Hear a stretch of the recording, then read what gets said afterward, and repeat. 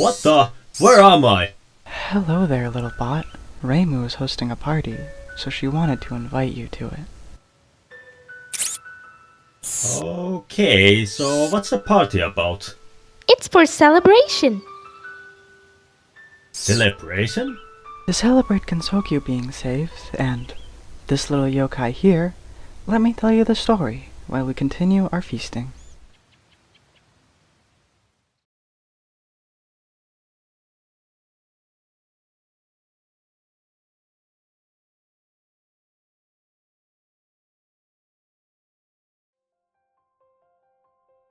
It's hard to explain the emotions that I'm feeling right now.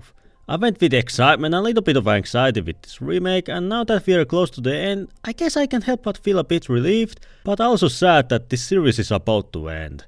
So in case you're just catching up, this is the third and final part of ReiReimu Recap Remake series, and with it, this will be the hardest part to write for, as I am not that great with goodbyes. I am known for making silly TF2 videos, but these review videos are my personal passion projects. I wanted to share my love for this doujin in this video form, where I want to show everyone why this series changed my life, along with many other people who have seen it.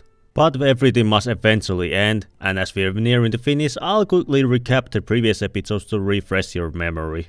This is a sequel to Osana Reimu, where it focuses on modern day Gensokyo. We saw Reimu and little Rumia spend life together until Rumia's seal broke and she reverted back to her previous form, and now she threatens to destroy all of Gensokyo, and with it, Reimu became honest about how she feels and challenged Rumia to a spell card duel where the winner decides the fate of Gensokyo. This final part will cover 4 of the last episodes and will also be the most heart-wrenching one, so sit back and enjoy, as this is ReiReimu Recap Remake Part 3.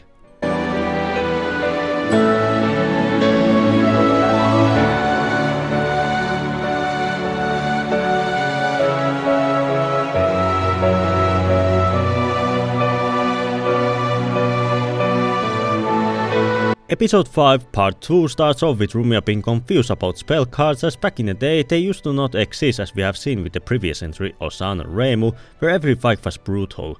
Reimu then explains that if she can make Rumia admit defeat with 5 cards, then she wins, but if she can make her admit it, she loses. Rumia stubbornly starts talking back before Reimu shouts at her, and we get this pretty funny scene.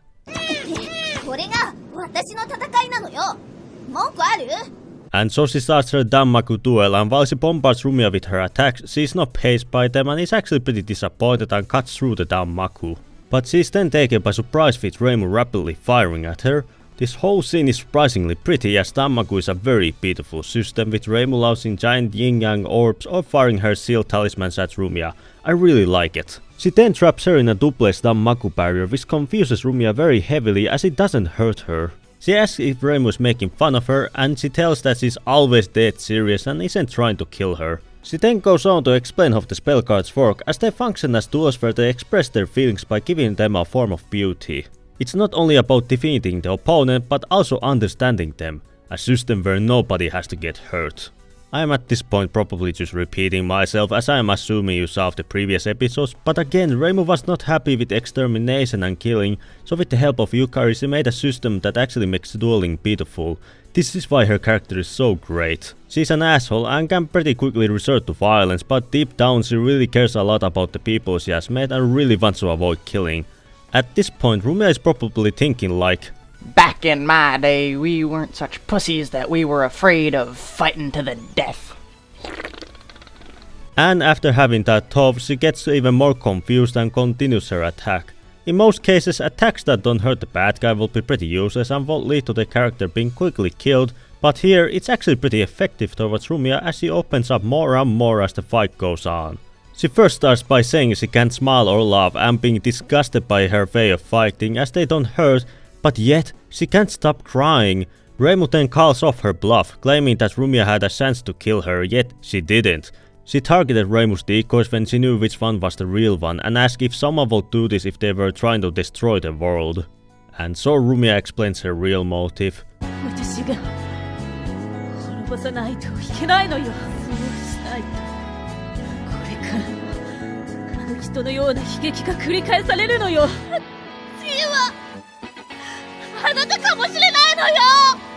And it all comes back to Miko. Back in Osana Reimu, she was a very distant person who hid behind the mask because her duty as the shrine maiden made everyone hate her. She felt extreme sadness and guilt, and so Rumia doesn't want Reimu to end up like her, so she plans on using the power she was given to destroy and remake Gensokyo to show everyone how tragic the world is.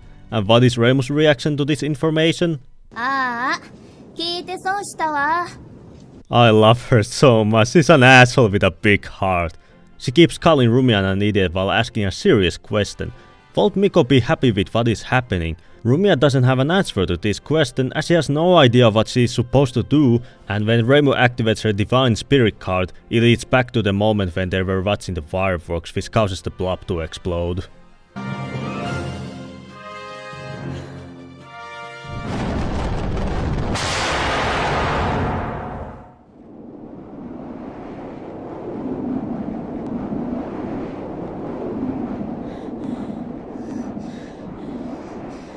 As it gets quiet, Reimu starts talking to Rumia. While she doesn't have an answer to such a difficult question, she's at least not alone. She then explains to her about how there's always someone who is looking for answers to our problems.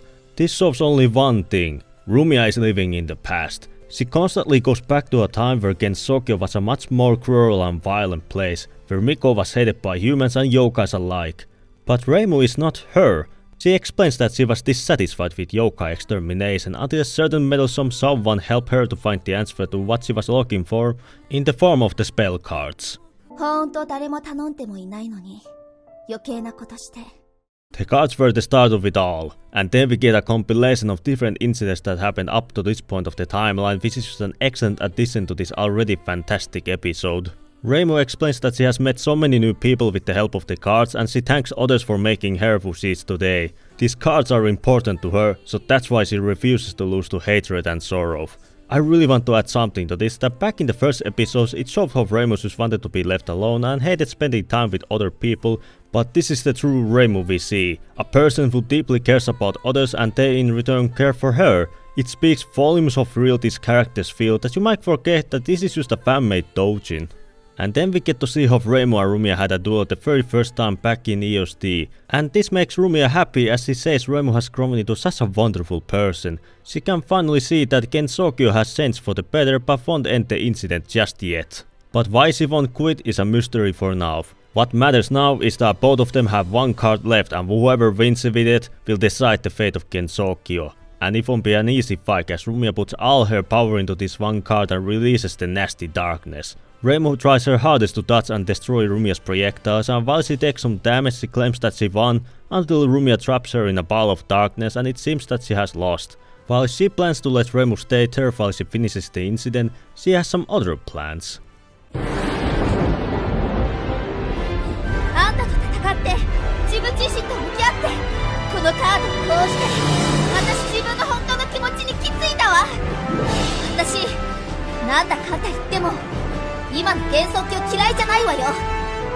Reimu admitted how she feels, and with it she was able to activate her fantasy nature and she is able to just go through Rumia's attacks. And as she is fast approaching, Rumia activates her powers too to try and block Reimu's attack, but we all know how it all ends by now.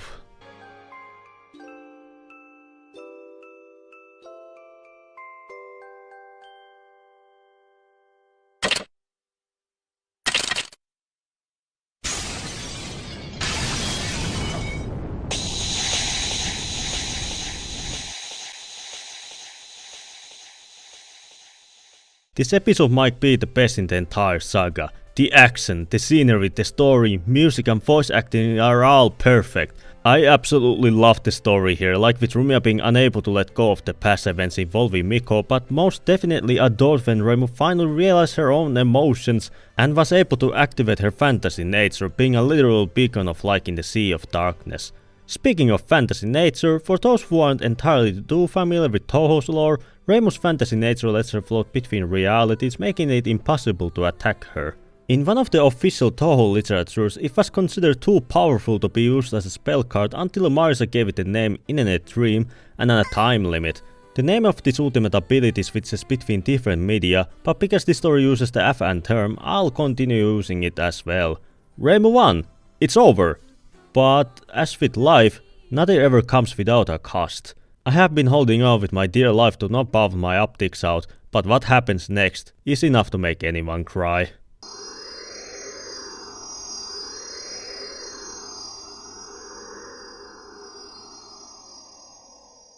We are once again in a similar moment where we have Hakurei and Yokai of Darkness hugging each other. Rumia is at peace though, knowing that Reimu is safe from the tragedy that followed Miko.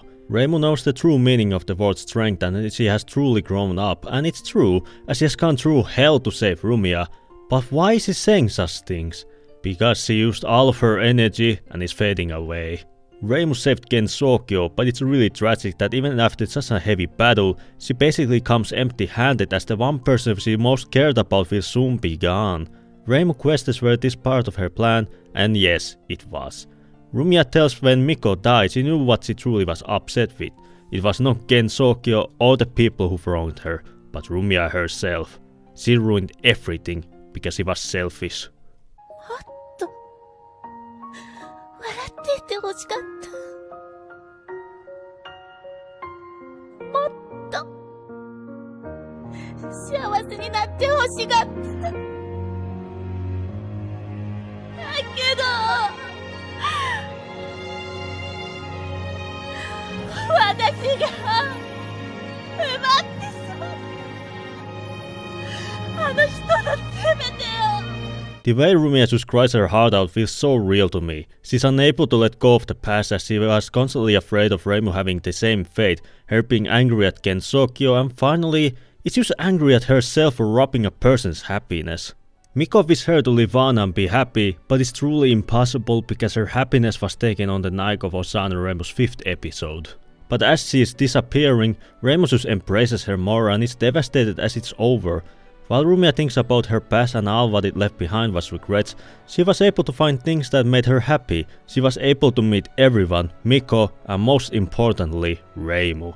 But she is not alone with her feelings, as Reimu's life has been more fulfilling since Rumia was part of it as well.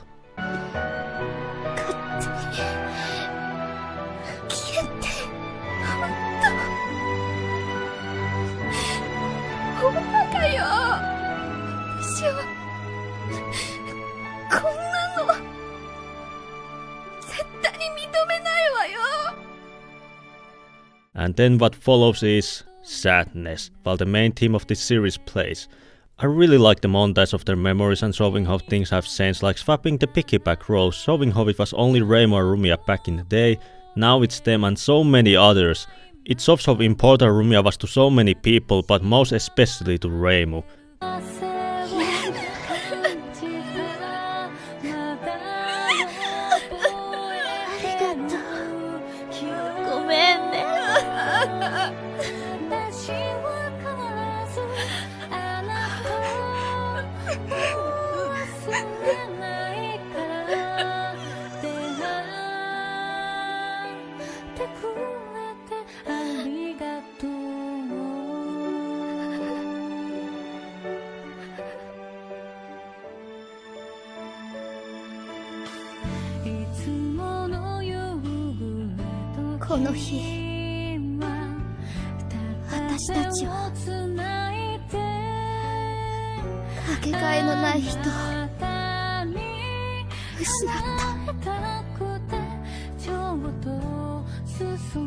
I am once again filled with this sorrow that I felt back in Osamu Reimu. These interactions, they feel real. Rumia is unable to let go of the past and just cause more damage to prevent it from happening again. Reimu, who looks forward to the future, only wanted one thing, to have her friend back. But nobody won. Sure, Gensokyo is safe again, but they lost a core part of this world. A little yokai who brought happiness to everyone. But this time, there's something different. Last time Osamu Reimu ended in Miko's death, but we have one episode with 2 parts left.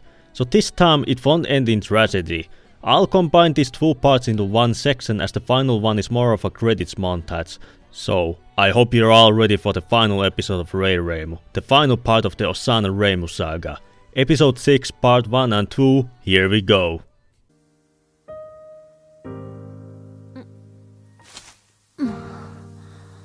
Rumia wakes up in some weird place, questioning if she has died.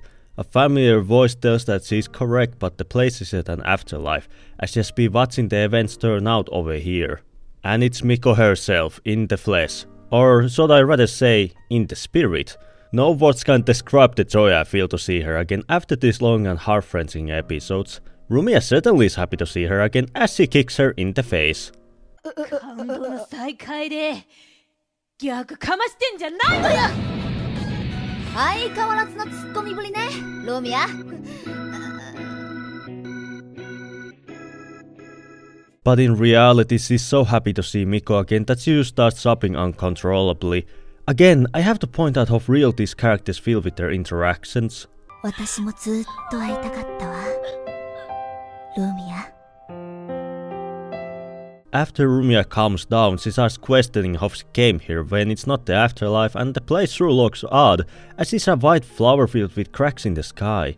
While it's true that they're in Gensokyo, it's not the Gensokyo. As they come in front of a giant torii gate, we get to see bunch of different Gensokyos. Originally there was only one, but since it broke out through the barrier into the outside world, it started reflecting different versions of itself. From Gensokyo a new world was created, and from that new Gensokyo even more worlds appeared. This is rather trippy, as at the end it just drops the bombshell that the world they're living in is just part of those reflections. But it doesn't mean it's bad news, as each reality became their own unique Gensokyo. She calls them the derivative worlds. Fuck, this is so hard.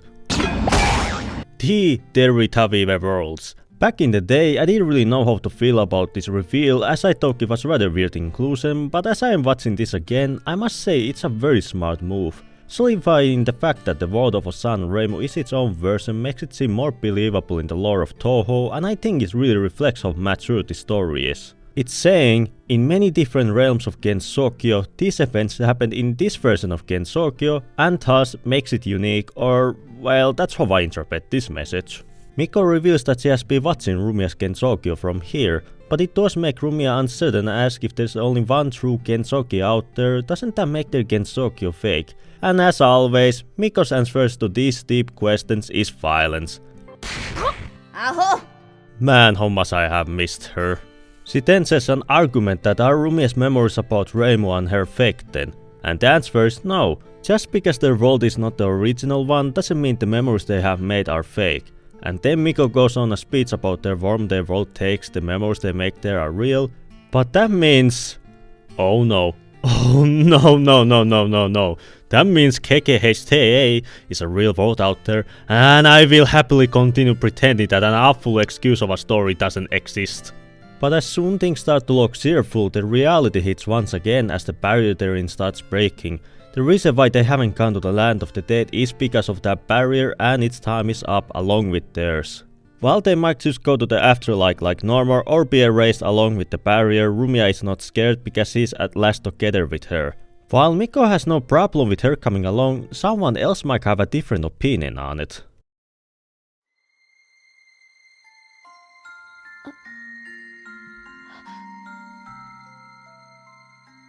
Reimu's fantasy nature is still active and allowed her to come to their place, and I adore this callback to little Reimu, which then turns to the big one with this golden sheen.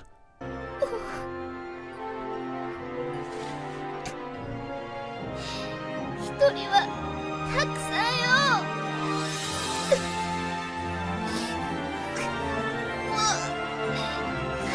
なくなるなんて許さないわよ。 Reimu refuses to let Rumia disappear, and as a final act of motherly selflessness, Miko pushes Rumia to her. She can't return because she lost her body, but because Rumia is a personification of darkness, she is able to return with Reimu's fantasy nature. As this is the final time they will ever meet, Rumia has only one thing to say.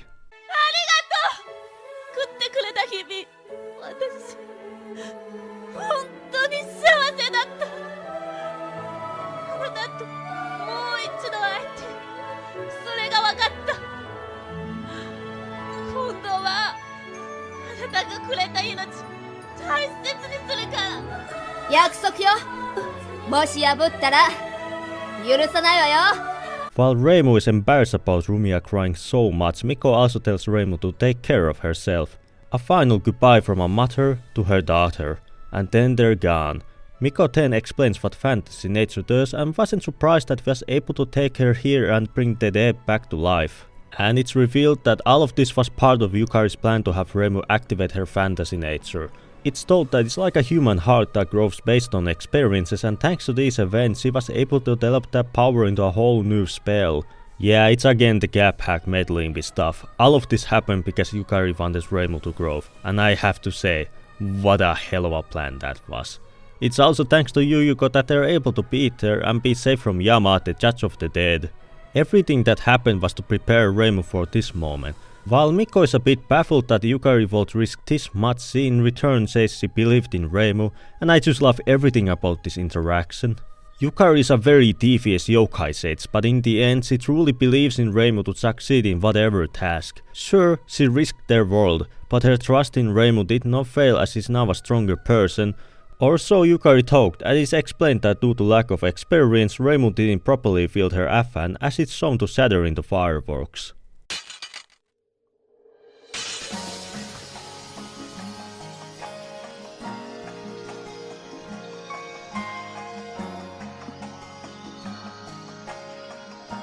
They have never been alone, as he has been giving strength to them to get through all of this. Gensokyo itself helped them. I like the fact that Gensokyo is a living being who looks over them and gives strength when things are desperate. And then Miko's time is up. While Yukari is sorry for not being able to give her more time with Reimu, all she just says is thank you and smiles when she's fading away. It's just kind of weird how calm Miko is during these last goodbyes. Perhaps she's still wearing a mask even until the very end. またそうやって仮面をかぶって別れるつもり？もういいのよ。あなたはもう白麗の巫女じゃないのよ。最後の別れぐらい正直になりなさい。辛くてしょうがないわよ。ゆかりずるいじゃない。私だって辛くてしょうがないわよ。こればっかりは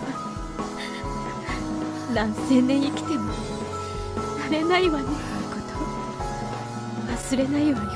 私も忘れない。さようなら。私の愛した愛しい人。This is very bittersweet, to see Miko be real in her last moments. She was finally able to lift off the oppressive mask and be honest about how she feels. This is the final time we will ever see Miko, and truly, it makes me sad as well. A final goodbye to a dear friend. And the final part of the series kicks off with Yuyuko and Yukari with her Shikigamis repairing Gensokyo. While the barrier being broken means that Yukari doesn't need to conserve her power anymore, she's worried about Miko when Yuyuko reassures her that she will be fine, as she guided her properly to the next world. Yuyuko is quite surprised that there are different worlds hidden within the barrier. Is Gensokyo reflecting part of its will or something else? We will never know, as this is the final episode, but it's still nice to leave something for the diehard fans like me to ponder about. While it will remain unknown why those worlds were created, they are lovely in their own way, and once you look at that, it's Gen's Wanderer, the best forced game ever made. 今だったらわかる気がする。あなたが幻想郷を愛する理由。お？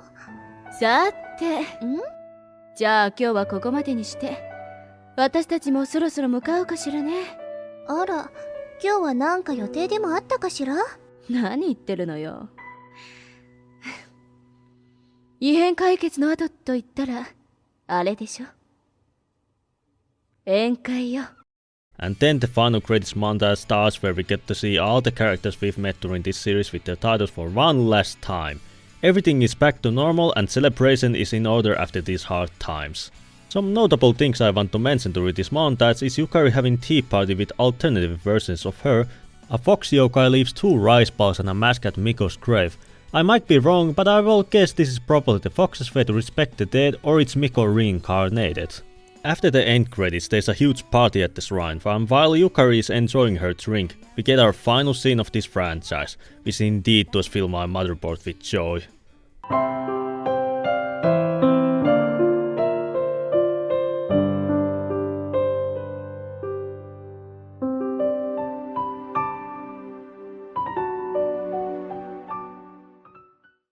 One word that constantly came to my mind while rewatching this final episode was bittersweet.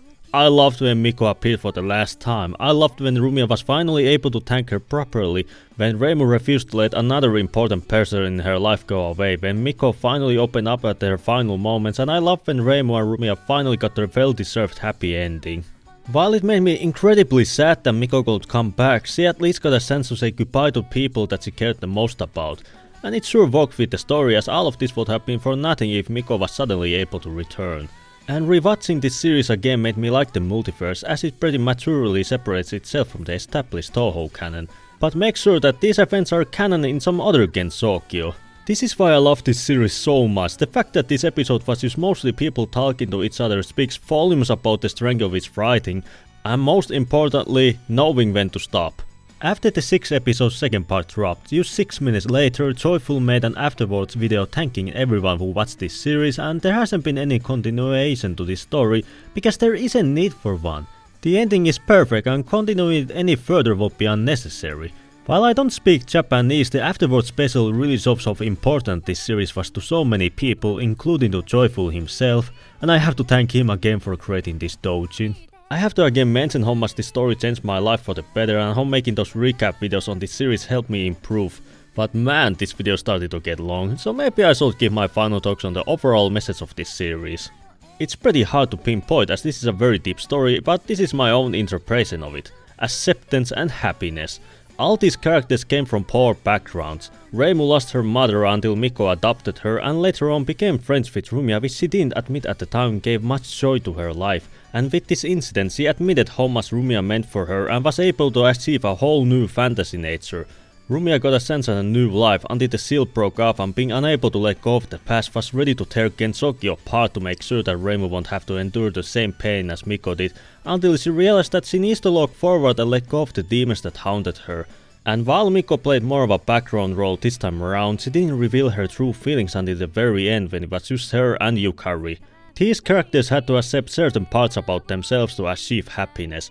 And for me, redoing this series has also made me happy and has made me accept that while my current audience don't care for Touhou, making this deeply analytical series has brought me a lot of joy and a severe caffeine addiction. It has also gotten me more confident in my own work, and I even got a great friend who found me from my recap videos. Osana Reimu Saga is the best story I've ever had the pleasure to experience. It's fun, it's sad, it's epic, but most importantly, its heart is big.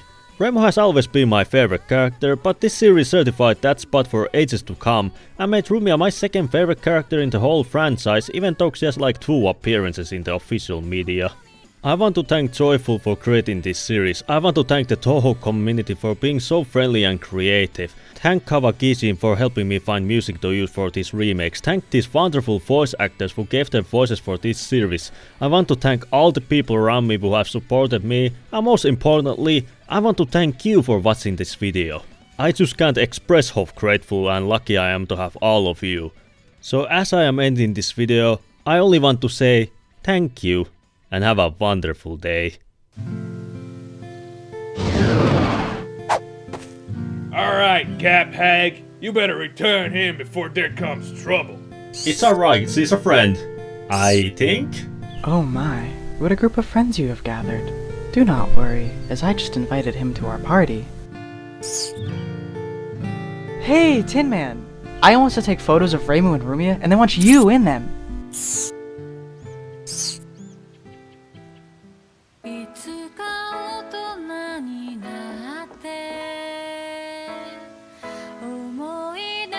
Trashbot! Come here! We have been waiting for you.